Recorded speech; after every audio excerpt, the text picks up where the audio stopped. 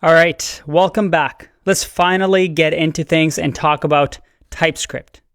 Now, why did I pick TypeScript? Because there's actually many ways that we can introduce static typing to JavaScript. There's tools like Flow, Elm, ReasonML, and obviously TypeScript.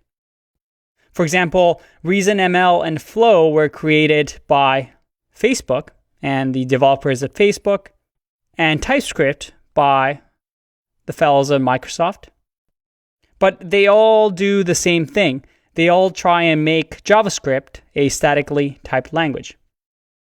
Now, let's talk about ReasonML. Reason is based on a programming language called OCaml. And like I said before, it's created by Facebook to make it easy for JavaScript programmers to pick up. It's a language in its own, but similar enough to JavaScript that it's easy to pick up. And Facebook actually uses it with some of their projects, and currently 50% of their messengers front-end code is written with Reason. So that's a popular language coming out of Facebook. All right, but again, I'm still not getting this. What does this all mean? Well, maybe the next slide will help you. Again, all of these tools, their goal is to make writing JavaScript a little bit nicer, a little less buggy, and introduce static typing. And Flow, which is used very commonly with React projects, is what we call a static type checker. Let's start off with this one. Flow is able to add types to our JavaScript by writing some code that works with Flow and then putting it through a compiler, such as the Babel compiler, which spits out JavaScript. And we know what Babel does from previous sections. It takes ES6 code or ES7 or ES8 code and changes it into ES5 code so that all browsers can understand it. Now, Flow is a static type checker, which means we're actually writing something like this at the top of our files. At the top of our files, we'll do something like -- @flow, and Flow is going to be able to say, this file has flow types, and I'm going to check it for you. It checks the types. Again, don't worry, when we talk about types, you're going to learn them in later on videos, but again, we want to build the foundation first. If you go back here, what we actually do with Flow is that it checks everything and it relies on Babel to actually remove that @flow and all the other types that we've entered into our code before production, before sending it to our users. And Flow actually comes pre-built into Create React App. If we go to the Flow documentation at flow.org, we see that in Create React App, we simply run these commands and we can start writing type checking in our code. Again, something that we'll cover. TypeScript differs from Flow because TypeScript has its own compiler. It's not like Flow that depends on Babel to remove all this extra code before spitting it into JavaScript that we want to send to the front end. TypeScript is what we call a superset of JavaScript. That is, it adds functionality on top of JavaScript. That means that JavaScript is TypeScript. And TypeScript just simply adds a few extra features on top of JavaScript. But it also has its own compiler. So we write TypeScript code, which then gets run through the compiler. And remember, a compiler is just simply a machine that takes an input of some piece of code and outputs a different piece of code. In our case, we're going to convert it from TypeScript to JavaScript that our browsers can read. Just like I talked about before about ReasonML, it has the same thing, its own compiler, and it's going to go through the compiler and spit out JavaScript code.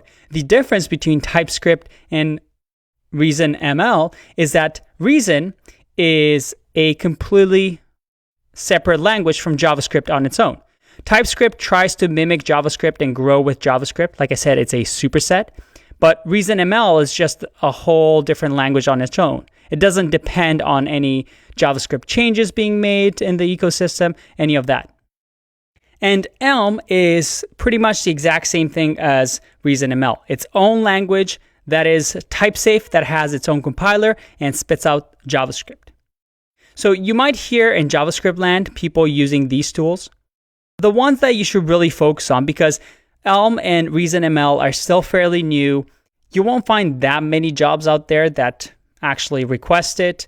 It is nice to learn and interesting, but again, most of the time you're looking at either learning Flow or TypeScript. Now, the reason I'm teaching TypeScript instead of Flow in this course is that the growth of TypeScript outweighs all of the others that we've learned in this section, all these ones. Now, a big part of this is that Angular is built with TypeScript and using TypeScript. So if you're an Angular developer, you're already using TypeScript pretty much by default. However, a lot of the React community is also starting to use TypeScript, and just general JavaScript community is starting to get more and more used to using this. And although Flow was created specifically to work with React, TypeScript currently is overtaking its popularity. So we wanted to learn this instead. Plus, once you learn, just like with most things, once you learn the WOM method, it's quite easy to pick up Flow and how static typing works in Flow. By the way, if you don't trust me, if we take a look at Stack Overflow developer survey from this year, we see that the most loved languages, well, we have Rust, Kotlin, Python, we have JavaScript in there, but you see TypeScript because it's its own language. I mean, it's a superset of JavaScript, but it's up there. It's very, very loved. And it's also quite high in the wanted section. So it's very, very important. And if you look anywhere, everybody's really excited about TypeScript. One quick note, by the way, why do you think Angular is such a big fan of TypeScript? Now, this is just my opinion. I may be wrong, but if you remember, I said that Angular is kind of like the kitchen. It's great for big companies like banks to make sure that their massive developer teams work within a kitchen that has already everything defined of how to cook bread or how to cook an app.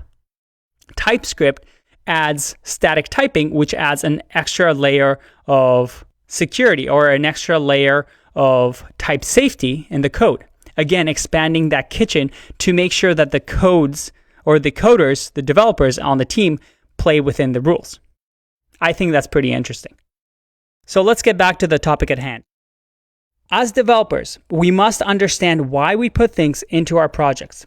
We don't want to just follow the trend because I just showed you the developer survey and everybody's using TypeScript and just jump on the latest bandwagon. As senior developers, we must decide for ourselves what works for our project and our team and what makes sense. So here's my outline of when to use static type checking like TypeScript. Your project grows larger and larger. You already have tests written. And as more developers join the team, you want the code to be self-documenting and also avoid bugs as new people touch the code. You also have the budget within the company to train new employees to learn this new language. And expect that our development cycle, that is how fast we're able to write features and new code, is going to be slower because we're writing more code now. That's your checklist. If that's the case, then we should add TypeScript. If not, we shouldn't. But in order to really understand it, we actually have to write TypeScript and go through the process. So let's finally get into coding. I'll see you in the next video. Bye-bye.